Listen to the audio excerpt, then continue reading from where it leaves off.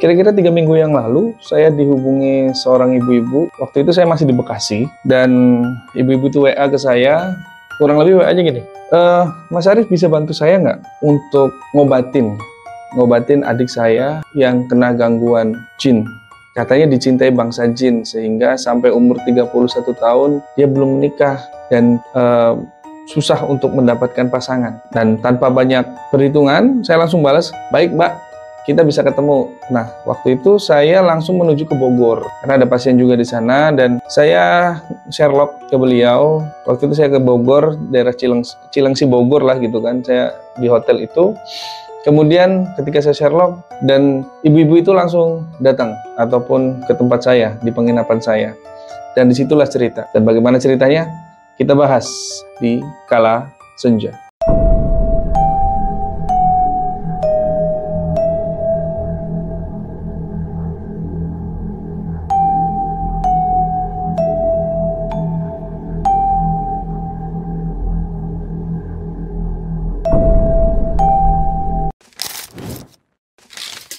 Assalamualaikum warahmatullahi wabarakatuh. Kembali lagi teman-teman bersama saya Syarif di Kala Senja. Ya, kali ini saya pengen berbagi sebuah kisah yang dimana agak jengkel juga sih saya. Kenapa ya?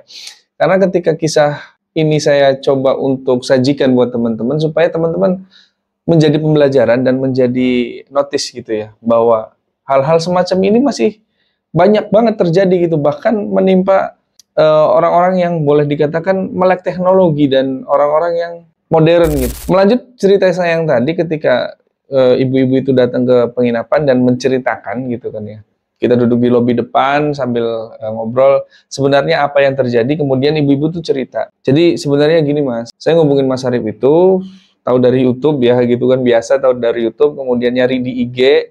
Makanya teman-teman kalau nyari IG saya, ini IG saya ya. Tapi kenapa saya minta tolongnya untuk ngobatin adik saya? Karena katanya adik saya ini banyak yang suka, tapi dari kaum jin gitu, dari bangsa jin, sehingga sampai umur 31 sekarang dia belum menikah dan dia belum ada niatan untuk mencari pasangan gitu. Oh gitu.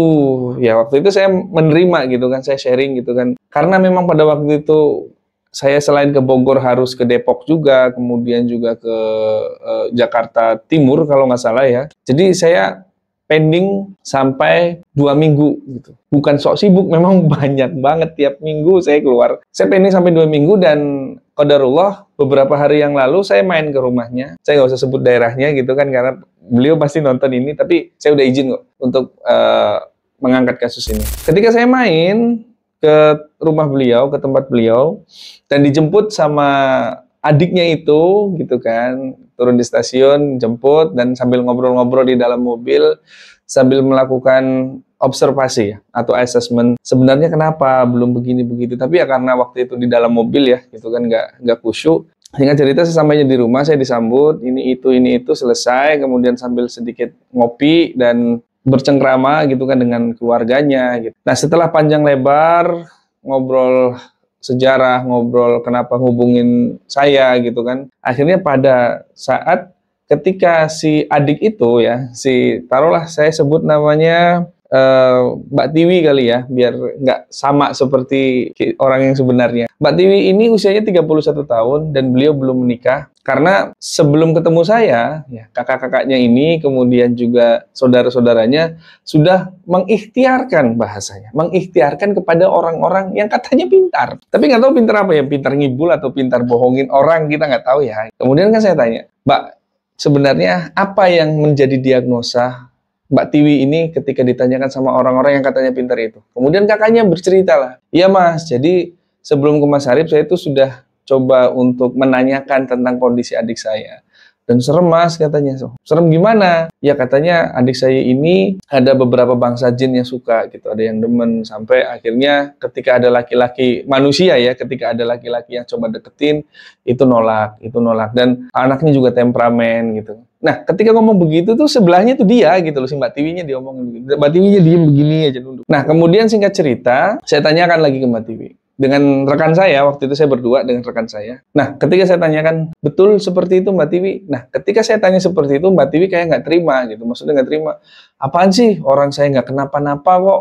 orang saya itu baik-baik saja, orang saya itu tidak terkena jin, setan, dan sebagainya gitu kan. Nah, sempat berdebat kecil tuh dengan kakaknya. Ya, karena memang kakaknya kamu tuh harus diruqyah, kamu tuh harus begini-begini. Makanya saya mengundang Kang Syarif tuh supaya bisa ngeruqyah kamu. Itu sempat berantem tuh, berdebat tuh. Kemudian saya pisah, akhirnya saya tanya langsung ke Mbak Tiwinya secara personal gitu kan. Ya sudah. Pertanyaan saya sederhana. Mbak Tiwi, sebenarnya Mbak Tiwi ini deket dengan mama, dengan orang tuanya ya, karena orang tuanya tinggal satu, tinggal ibunya doang, tinggal mamanya doang, itu sedekat apa? Nah, kemudian dia jawab, dekat sekali mas. Oke, terus sekarang kondisi mama tuh seperti apa? Nah, ketika saya tanya kondisinya, baru mulai menetes itu air matanya, mulai menetes. Kenapa? Karena ketika dia menceritakan sebenarnya kondisi mama itu sedang sakit stroke sebelah gitu kan, sehingga jalannya harus pakai tongkat. Ini sudah mending mas begini katanya. Beberapa bulan yang lalu atau beberapa tahun yang lalu mama tuh sampai ya parah lah, sekarang udah ada progres. Nah,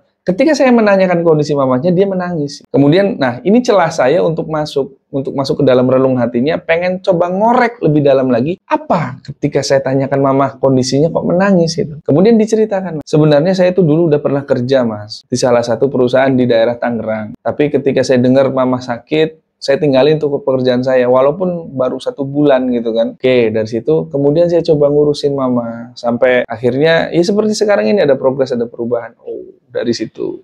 Nah, pertanyaan selanjutnya adalah, sebenarnya Mbak Tiwi itu mau menikah atau enggak? Itu susah tuh dijawabnya. Mbak Tiwi diem. Tapi saya paham. Dan rekan saya juga paham. Kenapa Mbak Tiwi diem? Kenapa selama ini Mbak Tiwi selalu ofensif kepada laki-laki? Kenapa selama ini Mbak Tiwi itu selalu nggak open kepada laki-laki? Kemudian waktu itu sedikit dipaksa sama kakaknya. Ayo kamu cerita aja ke Mas Syarif, nggak apa-apa. Nah, singkat cerita, saya menenangkan kakaknya untuk, kayaknya saya tahu deh apa yang terjadi dengan Mbak Tiwi. Ketika saya ngomong kayak gitu, langsung disamber sama kakaknya. Iya mas, kira-kira gimana? Ada jin apa sama adik saya? Ada setan apa? Dari mana? Siapa yang ngerjain? Biar nanti dibalikin mas, tolong diruqyah ya ini dan itu, panjang banget. Tapi saya tidak menimpali omongan itu. Saya hanya bilang, Mbak, adiknya Mbak ini atau Mbak Tiwi ini sebenarnya bukan males cari laki-laki, tapi dia sedang mengalami kebuntuan atau bingung atau depresi. Ketika dia bisa menerima laki-laki lain, kemudian dia menikah dengan laki-laki, dengan suaminya, otomatis dia akan dibawa oleh suaminya. Otomatis pasti meninggalkan mamahnya yang sedang sakit dong. Ketika saya dengan rekan saya memberi penjelasan seperti itu, tambah nangislah itu mas, sambil sesenggukan. Ya mas, betul, saya tuh kepikiran begitu. Tapi teteh saya, adik saya nggak pernah ngerti ini dan itu. Nah, ketika ngelihat Mbak Tiwi nangis, kakaknya, adiknya pun juga ikut nangis. Nah, singkat cerita itu drama ya, drama keluarga gitu, drama kakak dan adik, drama bersaudara. Akhirnya saya simpulkan, apa yang terjadi dengan adiknya Mbak ini sebenarnya bukan karena jin atau setan, tapi dia mengalami gangguan psikologisnya. Kenapa? Karena dia lebih memilih untuk mengabdikan hidupnya menjaga mamah dari sakit, ketimbang dia harus menikah dengan laki-laki, ketimbang dia harus menjadi seorang istri, karena ketika jadi seorang istri pasti dibawa oleh suaminya, dan itu terjadi sama adiknya Mbak ini. Nangis lagi tuh Mbak. Jadi terkadang kita itu sebagai peruqyah harus bisa melihat situasi dan keadaan juga. Bukan berarti karena saya bisa melihat alam bawah sadar ataupun membaca isi hati seseorang. Enggak, demi Allah saya nggak pernah bisa seperti itu. Tapi ada pelajaran psikologis yang dimana ketika kita mengasesmen seseorang ataupun melihat kondisi seseorang secara psikis atau psikologisnya, kita sudah tahu karena sudah template gitu kan. Masalahnya kita sangkut. Nah, kemudian singkat cerita, ya sudah, kalau begitu, kalau Mbak pengen lihat adiknya menikah, ayo bareng-bareng dengan ada sekitar 5 bersaudara, kalau nggak salah 5 bersaudara ini gantian jagain mama, gantian jagain supaya mama ini nyaman. Karena selama ini mama itu nyamannya sama Mbak Tiwi. Nah, oke, fix dari situ sudah selesai. Kemudian ya singkat cerita, malam itu sudah beres, selesai. Dan besok paginya Mbak Tiwi itu langsung happy, mukanya yang biasa tiap pagi itu selalu stres, cemas, murung gitu kan, happy dan langsung jalan-jalan ceritanya. Bawa mobil sendiri jalan-jalan, nggak tahu kemana, kembali atau apa. Langsung minta izin pamit. Terima kasih Mas Syarif sudah mewakilkan isi hati saya untuk ngomong ke saudara itu, untuk ngomong ke kakak-kakaknya. Tapi poinnya dalam video kali ini bukan soal itunya. Poinnya bukan soal itu. Bukan soal psikologisnya, bukan soal kisah tadi, bukan soal Mbak Tiwi, bukan soal hubungan emosional, bukan. Poin kali ini adalah, balik lagi. Buat kalian yang masih percaya omongannya orang-orang yang katanya orang pintar, buat kalian yang katanya masih percaya dengan omongan Ustadz Dukun, tolong mulai hari ini stop semua, karena itu sangat membahayakan sekali. Ya, dalam kasus ini, ya keluarganya Mbak Tiwi, ketika datang ke orang pinter, yang katanya pinter padahal bodoh, tolol, mereka cuma bisa mengatakan bahwa ini ada yang bikin, ini ada jin yang demen, akhirnya si Tiwi tidak bisa menikah. Kan diagnosa macam apa itu? Diagnosa ngaco. Kalau memang tidak tahu perkaranya, udah nggak usah asal mangap gitu loh kan.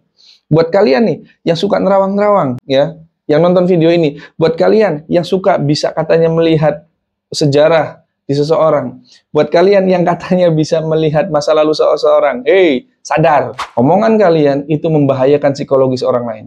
Kenapa? Ketika kalian mengatakan yang nyeplok saja tanpa ada dalil, tanpa ada asesmen, tanpa ada ilmu di dalamnya, kecuali ilmu nerawang neriwing itu bisa menjadi beban pikir bagi orang lain. Karena pada kasus ini, keluarganya Mbak Tiwi itu sangat terbebani ketika dibilang si Tiwi ternyata ada jin yang demen. Ingat, manusia ketika dicintai bangsa jin, ada cirinya, ada caranya, dan ada seperti apa contoh ketika manusia itu didemenin sama bangsa jin.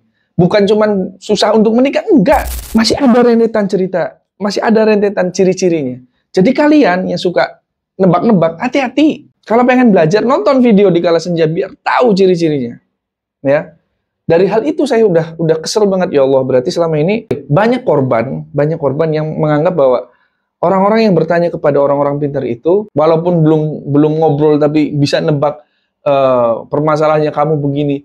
Ayolah, itu cuma permainan setan doang. Itu permainan setan. Come on, melek lah. Ayo, melek mata. Melek matanya. Sudah cukup, datang ke dukunnya sudah cukup. Sudah nggak usah pusing. Kalau mau ada apa-apa dengan anggota keluarganya, kalau ada anggota keluarganya yang belum menikah, kalau ada anggota keluarganya yang umur 35 belum menikah, tanya psikologisnya. Tanya kejiwaannya seperti apa. Jangan lantas langsung, ayo Kang Syarif diruqyah. Come on. Ranahnya bukan ruqyah, tapi pendekatan secara psikologis. Cari orang yang bisa menerima cerita apa adanya. Ya memang saya pribadi dan beberapa rekan-rekan saya di tim di Kala Senja, memang ada peruqyah juga gitu kan. Kita juga belajar tentang psikologis seseorang. Kita juga belajar tentang psikologis manusia. Dan kita walaupun peruqyah, sekali lagi, saya sering bilang begini kepada pasien-pasien saya. Saya walaupun peruqyah, anggap saya peruqyah gitu kan ya. Saya juga skeptis. Skeptis dalam arti apa? Saya tidak bermudah-mudah menganggap ini gangguan jin, gangguan setan. Tidak. Karena semua ada rentetan gejalanya. Ada rentetan ciri-cirinya. Nggak asal mangap, jeplak, asal diagnosa. Tidak. Kalau teman-teman datang ke seseorang walaupun dia ngaku peruqyah, kemudian bisa nerawang-nerawang, bisa menebak penyakitnya ini walaupun belum pernah diceritakan, saran saya segera pulang, nggak usah dilanjutkan. Itu bukan peruqyah, itu dukun, ya, dukun itu. Dan saya jamin, ketika datang ke dukun, siap-siap setorin duit yang banyak sama dukun. Setorin duit yang banyak, sembuh kagak, stres iya, sembuh enggak, malah tambah beban pikir kita datang ke dukun, datang ke paranormal, datang ke orang yang bisa terawang triwing gitu. Ayolah melek. Semuanya bisa dijelaskan secara ilmiah, semuanya bisa dijelaskan secara psikologis. Buat teman-teman yang melihat video ini, yang melihat tayangan ini, saya minta dan saya tetap menasihati khususnya buat diri saya sendiri, supaya terus bisa istiqomah untuk membongkar semua kebobrokan orang-orang yang katanya pinter itu padahal maaf bodoh dan tolol, bahwa mereka itu sebenarnya tidak bisa apa-apa kecuali omon doang.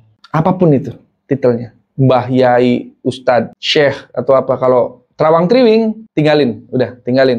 Ada lagi, tadi siang saya baru nanganin kasus ketika datang ke Kiai loh ya. Kiai, tapi apa? Harus beli minyak segini, ukuran ini. Saya banyak sih minyak itu, koleksi setoran dari orang-orang yang pernah dikerjain dukun. Coba tebak harganya berapa minyak sekecil ini? 8 juta.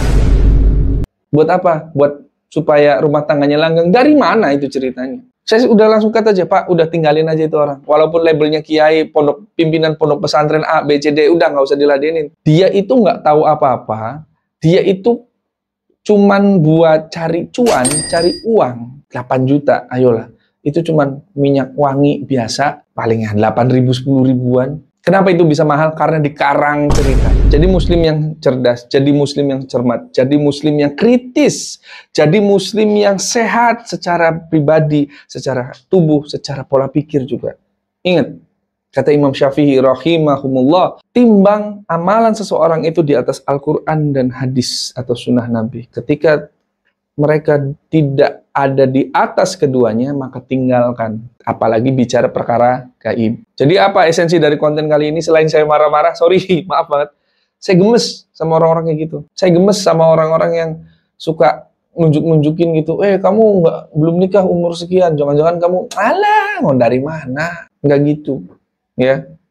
Yang terakhir buat teman-teman di Kala Senja yang nonton video ini, terus belajar, terus kritis, dan terus upgrade keimanannya, supaya apa? Supaya teman-teman tidak jadi korban atas kebodohan-kebodohan yang katanya orang-orang pintar itu. Dan sekali lagi, jangan lupa subscribe dan like videonya di Kala Senja, biar kita sama-sama belajar, biar kita sama-sama tahu, sama-sama mengetahui ciri-cirinya orang yang tadi itu kan ngaku-ngaku dukun, ngaku-ngaku orang pintar itu seperti apa.